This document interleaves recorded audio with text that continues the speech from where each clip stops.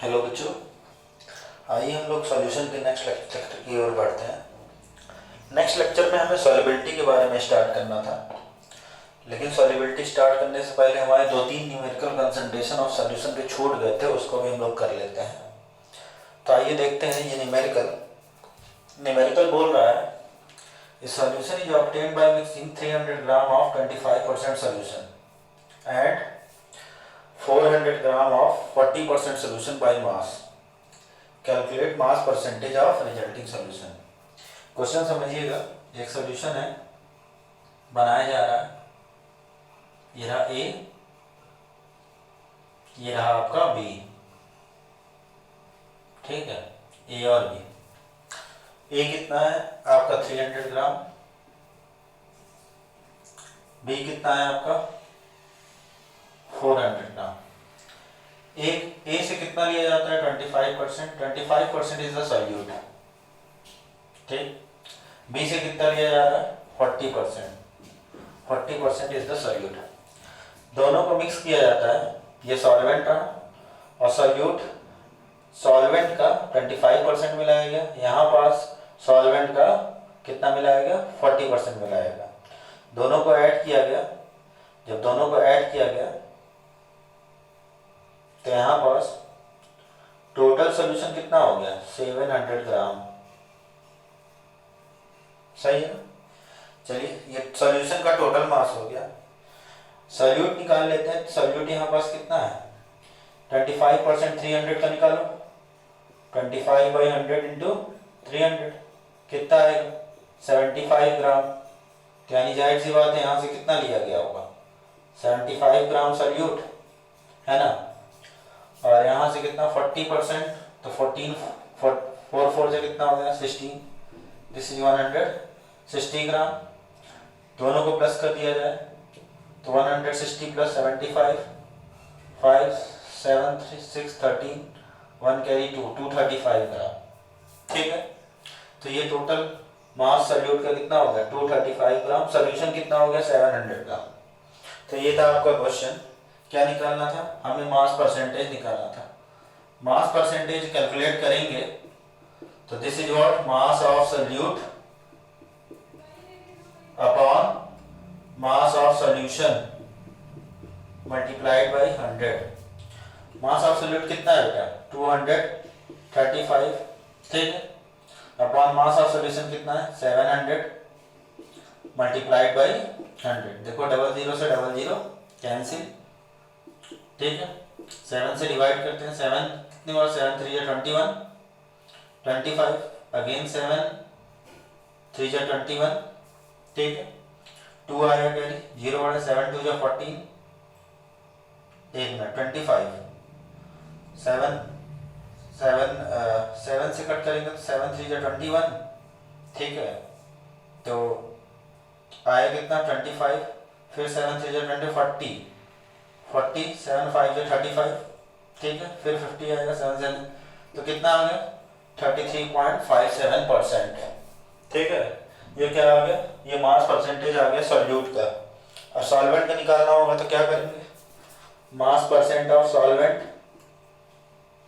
Mass percent of solvent. तो solvent का निकालना होगा तो कितना होगा 100 माइनस 33.57 माइनस कर दो कितना आएगा देखो कितना है 66.33%।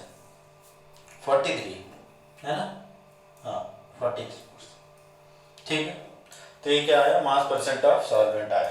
ठीक है, तो ये रहा न्यूमेरिकल कॉन्सेप्ट था क्वेश्चन में। 300 ग्राम में से 25% सॉल्यूट लिया गया सॉल्यूशन के, और 400 ग्राम में से 40% सॉल्यूट लिया गया सॉल्यूशन के। दोनों को मिक्स करके क्या बनाया गया एक सॉल्यूशन तैयार किया गया था। और फिर उससे तुमसे क्या पूछा आपका मास परसेंटेज पूछा, है ना। आइए नेक्स्ट न्यूमेरिकल की ओर बढ़ते हैं। नेक्स्ट न्यूमेरिकल बोल रहा है, इसको आप नोट कर लीजिएगा।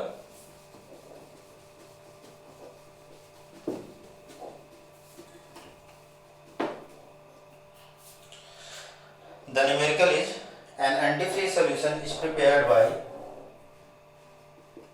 an antifreeze solution is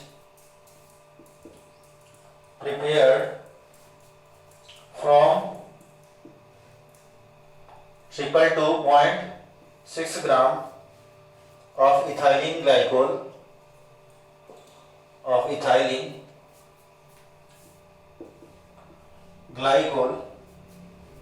ethylene glycol C2H6O2 पहले भी न्यूमेरिकल में डिस्कस किए थे कंसंट्रेशन ऑफ सॉल्यूशन के, and 200 gram of water and 200 gram of water.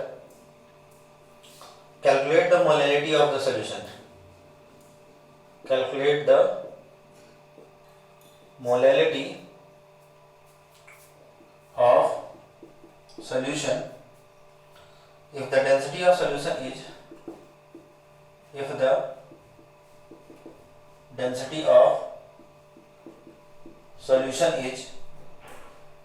1.072 gram per milliliter, then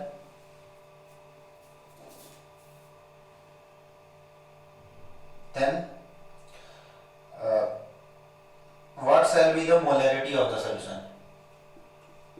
What shall be the molarity of solution?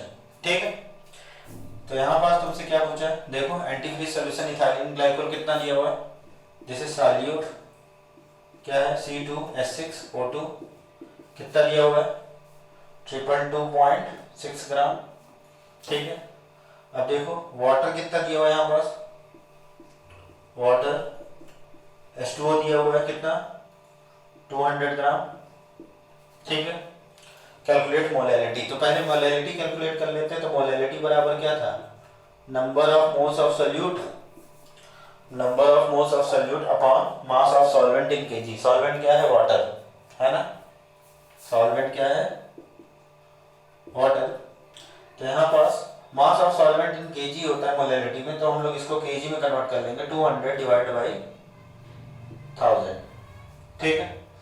00 से 00 cancel, this is what 1/5 है ना।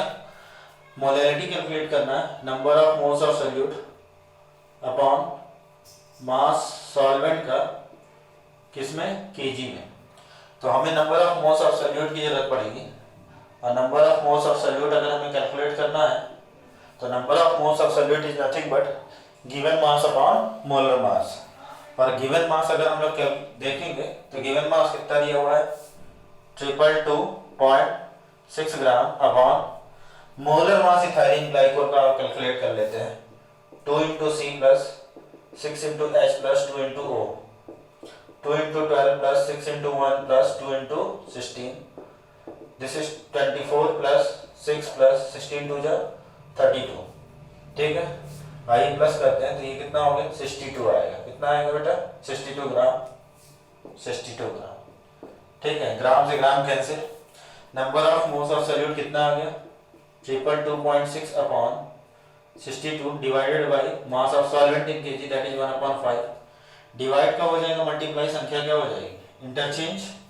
तो this is what 222.6 upon 62 multiplied by 5, point हटाया नीचे कितना गया 10, कितनी बार कटा 2 बार है ना, 2 को ये कटा 1 1 1 3, अभी और कट रहा है, देख लीजिएगा, जो भी डिवाइड करके आपका आएगा वही आपका क्या होगा, आंसर हो जाएगा, ठीक है। तो इस तरह से हम लोगों ने क्या कैलकुलेट किया, मोलैलिटी कैलकुलेट किया किसका, इथाइलिन ग्लाइकोल का। अब हमें क्या कैलकुलेट करना है, मोलैरिटी कैलकुलेट करना है। आइए मोलैरिटी भी देख लेते हैं, ठीक है, इसको मिटा दो, आइए देखते हैं।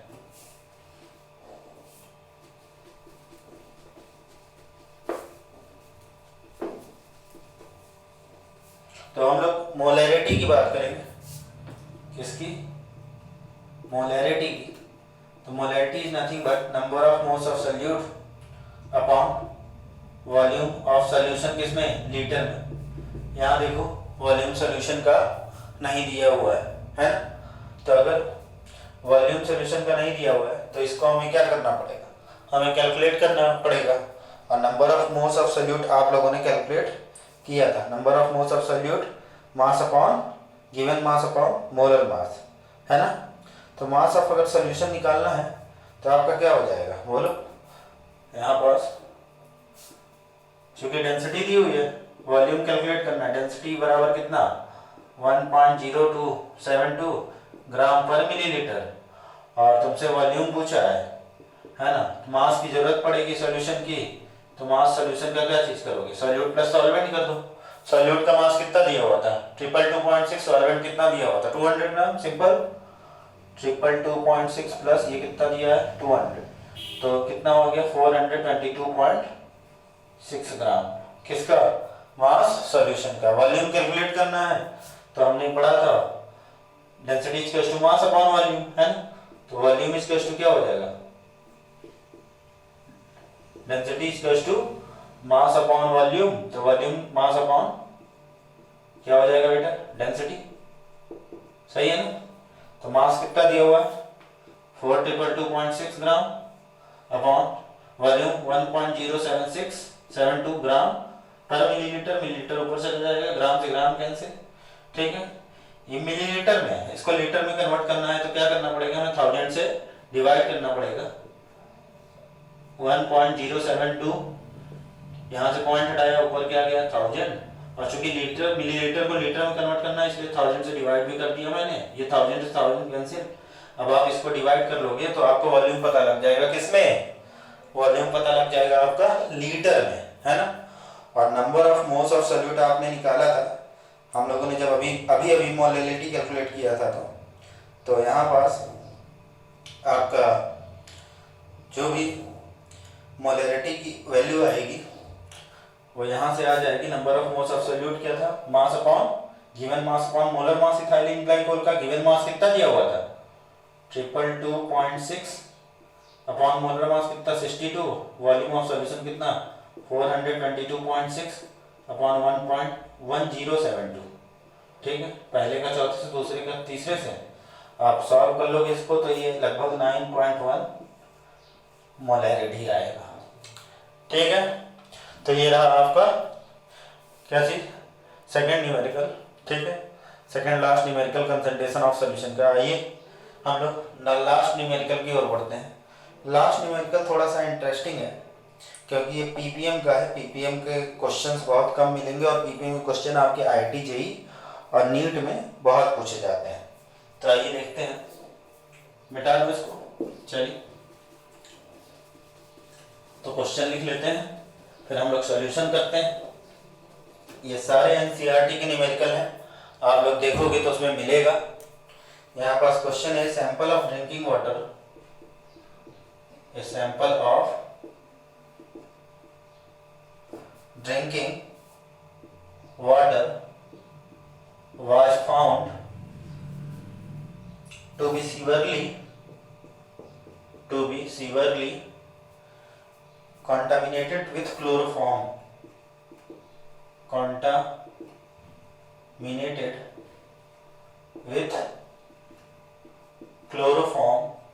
that is CaCl3, ठीक है। supposed to be a carcinogen,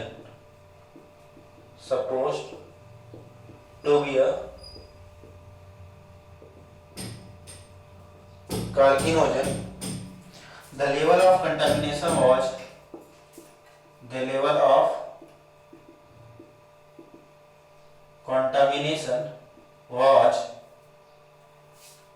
15 ppm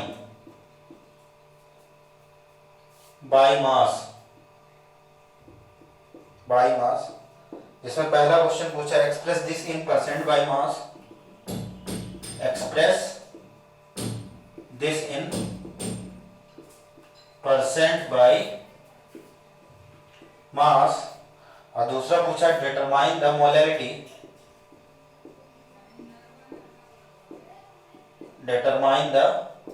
molarity of chloroform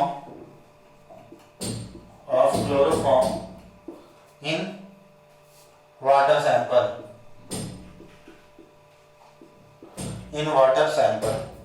तो ये रहा आपका क्वेश्चन, ठीक है।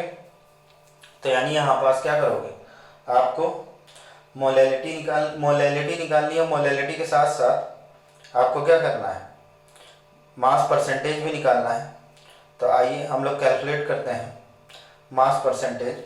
ठीक है, सॉल्यूट क्या है यहाँ पर, सॉल्यूट यहाँ पास है आपका कार्किनोजन, और सॉल्वेंट क्या है CaCl3, है ना। तो आइए देखते हैं, यहाँ पास दिया हुआ है सॉल्यूशन में 15 ppm by mass. 15 ppm by mass कहने का मतलब क्या है, सिंपल देखो, 15 ppm बाई मास बोला है ना, a sample of drinking water was found to be severely contaminated with chloroform supposed to be a carcinogen. The level of contamination was 15 ppm by mass. 15 ppm by mass कहने का मतलब समझ रहे हो कि 10, it means 10 की power 6 million of contamination, सही है, ऑफ contamination लिख लेना इसको, इसको टू कितना 15 ग्राम। ठीक है, 15 ppm मतलब 10 की पावर 6 मिलियन में कितना 15 ग्राम। तो हमें सॉल्यूशन का निकालना है, तो यहाँ पास 100 ग्राम ऑफ, ठीक है, कार्किनोजन बराबर कितना हो जाएगा 15/10 की पावर, यहाँ से देखो 2 जीरो बचा लिया तो 4 जीरो नीचे चला गया, इसका टू कितना आ जाएगा, ये 15 × 10 की पावर -4 ग्राम। ठीक है, ये आ गया तुम्हारा क्या, कार्किनोजन इम्प्योरिटी सॉल्यूट का, है ना। मास परसेंटेज कैलकुलेट करना है तुम्हें, मास परसेंटेज बराबर क्या होता है, मास परसेंटेज कैलकुलेट करना है। तो मास परसेंटेज बराबर मास ऑफ सॉल्यूट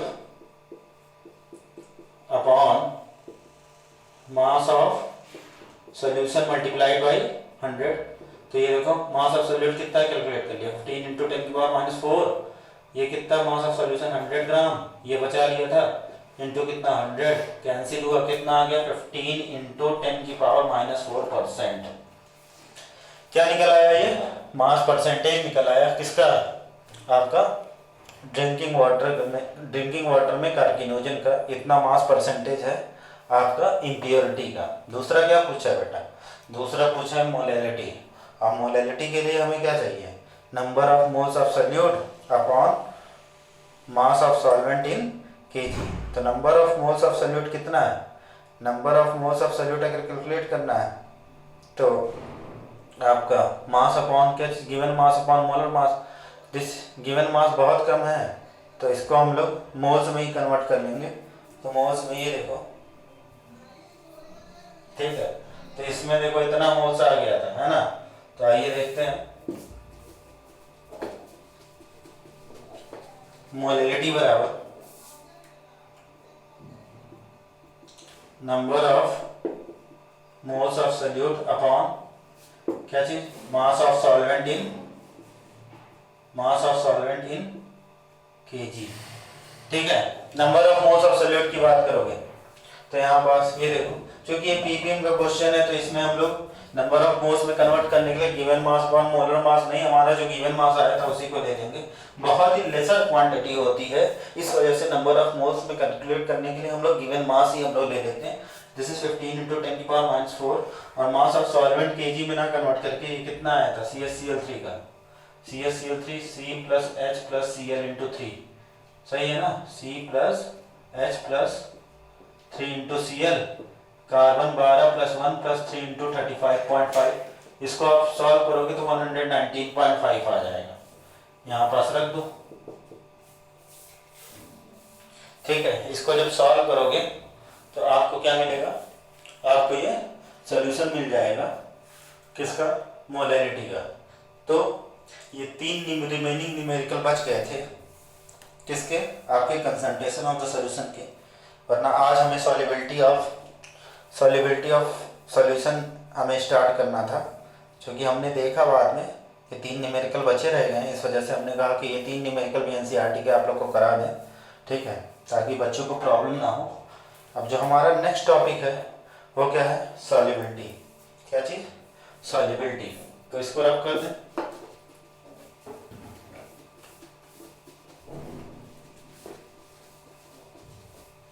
तो आइए देखते हैं सॉल्युबिलिटी के बारे में, है ना। What is solubility? सॉल्युबिलिटी एक सिंपल कॉन्सेप्ट है। जैसे लेट अस सपोज एक छोटा सा एग्जांपल दे रहा हूँ मैं तुमको सॉल्युबिलिटी के बारे में कि लाइक डिजॉल्व लाइक, जो जैसा है वो अपने अंदर वैसे को ही क्या करेगा, डिजॉल्व करेगा। जो जैसा है वो अपने अंदर वैसे को ही डिजॉल्व करेगा। लाइक डिजॉल्व लाइक का कॉन्सेप्ट यहाँ पास लेंगे। फॉर एग्जांपल ये देखो, जैसे मैंने कहा यहाँ पास ड्रिंकिंग वाटर ले लिया जाए, ठीक है, और मैंने कहा यहाँ पास क्या ले लिया जाए, यहाँ पास भी वाटर ही ले लेते हैं। इस वाटर में अगर मैं शुगर मिलाऊं, ठीक है, तो डिजॉल्व हो जाएगा। सॉल्ट मिलाऊं, डिजॉल्व हो जाएगा। जबकि यहाँ पास हम लोग इस H2O में अगर हम लोग ऑयल मिलाएं तो ये डिजॉल्व नहीं होगा। और एग्जांपल ले लेते हैं, जैसे नेप्थलीन ले लें। इसमें नेप्थलीन इसमें डिजॉल्व वाटर में नहीं होगा। एंथ्रासीन ले लें, एंथ्रासीन ये डिजॉल्व इसमें नहीं होगा। लेकिन अगर इसी को हम लोग बेंजीन सॉल्यूशन में अगर हम लोग डिजॉल्व करें तो यही बेंजीन सॉल्यूशन में डिजॉल्व हो जाएगा। ठीक, तो जो जैसा रहता है वो अपने अंदर वैसे को डिजॉल्व करता है।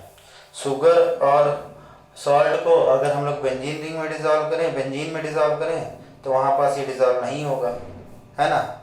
और अगर हम लोग नेप्थलीन और एंथ्रासीन को H2O में डिजॉल्व करें तो वहाँ पास ये डिजॉल्व नहीं होगा। तो सिंपल सा कॉन्सेप्ट लाइक डिजॉल्व लाइक का, है ना। तो आइए देखते हैं तो डेफिनेशन के बारे में। तो definition is nothing but solubility of a substance is its maximum amount that can be dissolved in a specific amount of solvent. What? Solubility is the of a substance is its solubility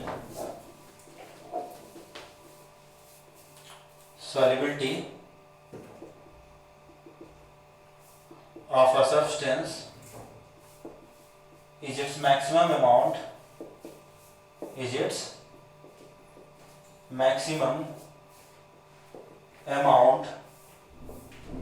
that can be dissolved in a specific amount of solvent, specific amount of given solvent, है ना। जैसे let us suppose अगर हम लोगों ने 1 kg हम लोगों ने शुगर ले लिया तो उस 1 kg शुगर में हमने let us suppose 100 gram sugar मिलाया, डिजॉल्व हो जाएगा। 200 ग्राम शुगर मिलाया, डिजॉल्व हो जाएगा। एक मैक्सिमम अमाउंट तक वो डिजॉल्व होगा, फिर उसके बाद डिजॉल्व होना बंद हो जाएगा। लेट अस सपोज 250 ग्राम के बाद चीनी डिजॉल्व करना बंद कर दिया, तो इसका मतलब क्या है कि वहाँ पर सॉल्युबिलिटी कितनी है, 250 ग्राम, ठीक है ना। और हम लोग यहाँ पास ये जो सॉल्युबिलिटी होता है ये डिपेंड करता है, it depends upon nature of solute and solvent. बिल्कुल अभी हम लोगों ने देखा nature of solute and solvent as well as temperature, pressure and structure, temperature, pressure and structure, है ना। तो यहाँ पास ये किस पर डिपेंड करता है, nature of solute and solvent पर। अभी हम लोगों ने देखा लाइक डिजॉल्व लाइक का कॉन्सेप्ट। टेम्परेचर, प्रेशर और स्ट्रक्चर पर भी ये डिपेंड करता है। जैसे कोई अगर चीनी नहीं डिजॉल्व कर रहा हो, आप उसमें अगर हीट दिखा देते हो तो क्या होता है, वो डिजॉल्व होना शुरू कर देता है, ठीक है ना। अब देखिए सॉल्युबिलिटी आपकी कई टाइप की होती है, ठीक है, 3 टाइप में डिवाइड हो जाती है। जैसे एक एग्जांपल देखें, यहाँ पास ये रहा कंटेनर, ठीक है। इस कंटेनर में आपने क्या किया, वाटर ले लिया, इसमें शुगर के क्रिस्टल्स हैं। शुगर के क्रिस्टल डिजॉल्व नहीं हो रहे थे, लेकिन जैसे ही आपने हीट किया, जैसे ही आप हीट करोगे यहाँ पास ये शुगर यानी टेम्परेचर डिपेंडेंट होता है, सॉल्युबिलिटी क्या होगी, बढ़ जाएगी। आप कोल्ड ड्रिंक्स की बोतल देखते हो, कोल्ड ड्रिंक्स की बोतल में आपका क्या होता है, CO2 गैस को हाई प्रेशर पर क्या हुआ होता है, इसको डिजॉल्व किया जाता है। इसी वजह से आप जब कोल्ड ड्रिंक्स की बोतल का ढक्कन जब ओपन करते हो तो क्या होता है, वहाँ से कार्बन डाइऑक्साइड गैस क्या होती है, फ्लश होती है बाहर की ओर, है ना। तो सिंपल सा कॉन्सेप्ट। अब देखो सॉल्युबिलिटी आपके 3 टाइप की होती है, कौन कौन सी। एक आपका solubility of solid in liquid, ठीक है। दूसरा क्या होता है, solubility of gas in liquid. और तीसरा क्या है आपका, solubility of liquid in a liquid, है ना। तो आइए देखते हैं। तो सॉलिबिलिटी इस तरह से कितने टाइप की हो जाती है? सॉलिबिलिटी आपकी 3 टाइप में डिवाइड हो जाती है। Solubility of solid in liquid, solubility of liquid in liquid, और तीसरा है यहाँ पास solubility of gas in liquid. ठीक है, यहाँ पर solubility of solid in liquid की बात करेंगे। तो सारे सॉलिड हर लिक्विड में डिजॉल्व नहीं होते, वो डिपेंड करता है किस पर, सॉल्यूट और सॉल्वेंट के नेचर पर। अभी अभी हम लोगों ने एग्जांपल देखा था कि शुगर और सॉल्ट को अगर हम लोग डिजॉल्व कर दे रहे हैं किसमें, वाटर में, तो डिजॉल्व हो जा रहा था, जबकि नेप्थलीन हो गया, एंथ्रासीन हो गया, ये सब डिजॉल्व नहीं हो रहे थे, है ना। तो यानी हमारा इससे पहले हम लोग पढ़ लेते हैं कि solubility of solid in liquid में थोड़ा सा ली चैटर्जी प्रिंसिपल लगाएंगे, जो कि आप लोगों ने कहाँ पढ़ा था, आप लोगों ने क्लास 11th में पढ़ा था, है ना। तो इससे पहले हम लोग डिसोल्यूशन और क्रिस्टलाइजेशन देखेंगे। ठीक है, what is dissolution and crystallisation? आइए हम लोग देखते हैं डिसोल्यूशन और क्रिस्टलाइजेशन के बारे में। व्हाट डिसोल्यूशन एंड क्रिस्टलाइजेशन, ठीक है, जो कि सॉलिबिलिटी से जुड़ा हुआ टर्म है, एक एक मार्क्स में कभी कभी ये आ जाता है। तो पहला हम लोग देखेंगे dissolution. What is dissolution? Dissolution is nothing but it is the when a solid solute is added to the solvent, some solute dissolve and its concentration increases. ठीक है, what when a solid solute is added to the solvent, some solute dissolve and its concentration increases in solution. This process is known as what? Dissolution. क्या चीज? when a solid solute is dissolved in given solvent, है ना, some solute may dissolve and its concentration increases, and its concentration increases, up arrow increases, ठीक है, in solution. This process is known as, क्या कहलाता है? डाइसोल्यूशन। क्या कहलाता है? डाइसोल्यूशन, है ना। कोई भी सॉलिड सॉल्यूट को जब हम लोग पानी में मिलाते हैं या किसी भी सॉल्वेंट में मिलाते हैं, तो वहाँ पर जैसे ही मिलाएंगे, डिजॉल्व करेंगे, वो आपका डिजॉल्व हो जाएगा और वहाँ पर सॉल्यूशन में कंसंट्रेशन उनका इंक्रीज हो जाएगा, कंसंट्रेशन सॉल्यूशन का इंक्रीज हो जाएगा, और इसी प्रोसेस को हम लोग क्या कहते हैं? आपका डिसोल्यूशन। सिंपल लैंग्वेज में किसी चीज़ का घुलना, किसी चीज़ में, किसी सॉल्वेंट में किसी भी सॉल्यूट का घुलना, कंसंट्रेशन को इंक्रीज करना ही होता है, और इस प्रोसेस को हम लोग क्या कहते हैं? आपका डिसोल्यूशन कहते हैं। आइए क्रिस्टलाइजेशन देखते हैं। क्या चीज़? क्रिस्टलाइजेशन। क्या होता है क्रिस्टलाइजेशन? देखो, क्रिस्टलाइजेशन क्या होता है, जब हम लोग लेट अस सपोज एक शीशे की ग्लास में हम लोगों ने क्या लिया, एक गिलास पानी का एग्जाम्पल देखना है, 1 चम्मच चीनी मिलाया, घोला, उस पानी में घुल जाएगा, दूसरा चम्मच मिलाया, घुल जाएगा, तीसरा चम्मच मिलाया, घुल जाएगा, और लगातार ऐसा प्रोसेस करते रहेंगे तो वो घुलता चला जाएगा। लेकिन एक समय ऐसा आएगा कि वहाँ पर शुगर डिजॉल्व होना बंद कर देगा। तो इसका मतलब वहाँ पर शुगर डिजॉल्व होना बंद नहीं करता है, एक्चुअली वो इक्विलिब्रियम में आ जाता है। जो शुगर के पार्टिकल्स डिजॉल्व हुए रहते हैं वो आपस में कोलाइड करके क्रिस्टलाइज हो जाते हैं, और जो वहाँ पास आपका सर्कुलेट होते रहते हैं वो लगातार डिजॉल्व होते रहते हैं, और इस प्रोसेस को हम लोग क्या कहते हैं? क्रिस्टलाइजेशन। ठीक है, when concentration increases, when concentration बहुत ज्यादा अगर इंक्रीज कर दिया, increases, then some solute particles may collide with each other, with each other and settle down at the bottom. Settle down at the bottom. This process is called what? This process is called crystallization. हमारी बात समझ में? ठीक है, जैसे example देख लो ऐसे, ये रहा, हमने कहा ये रहा आपका क्या चीज, कंटेनर, और इस कंटेनर में आपने क्या किया, शुगर लिया, और शुगर लेकर क्या कर दिया, शुगर लेकर यहाँ पास डिसॉल्व कर दिया, है ना, ये घुल गया पूरी तरह। तो यहाँ पास ये क्या है आपका, ये क्या कहलाएगा, डिसोल्यूशन कहलाएगा, क्योंकि कंसंट्रेशन क्या हुआ, इंक्रीज हुआ। अब लगातार आप क्या कर रहे हो, लगातार शुगर का अमाउंट यहाँ पास बढ़ाते चले जा रहे हो, तो जाहिर सी बात है शुगर का अमाउंट बढ़ाते चले जाओगे तो एक समय ऐसा आएगा कि वही शुगर के पार्टिकल्स, लेट अस सपोज ये शुगर के पार्टिकल्स हैं जो डिसॉल्व हो चुके हैं, है ना। तो यहाँ पास ये देखो, यहाँ पास यही शुगर के पार्टिकल्स जब कंसंट्रेशन तो बढ़ाने लगते हो तो कुछ पार्टिकल्स यहाँ पास सेटल डाउन, एक्चुअली यहाँ पास जो पार्टिकल्स है ना, कंसंट्रेशन ज्यादा होने के कारण से आपस में कोलाइड होना शुरू हो जाते हैं, जिसके कारण से ये पार्टिकल सेटल डाउन होते हैं। जो पार्टिकल सेटल डाउन है वो लगातार क्या होते हैं, आपका डिसॉल्व होते रहता है, और ये इक्विलिब्रियम में आ जाता है, जिसके कारण से आपको समझ में नहीं आता कि वहाँ पास डिसोल्यूशन हो रहा है। आपको लगता है कि वहाँ पास कुछ जो पार्टिकल्स नहीं घुले हैं वो क्या हो गए, सेटल डाउन हो गया, जबकि ऐसा नहीं होता है, वो इक्विलिब्रियम में आ जाता है और लगातार ये प्रोसेस क्या होती चलती रहती है। जो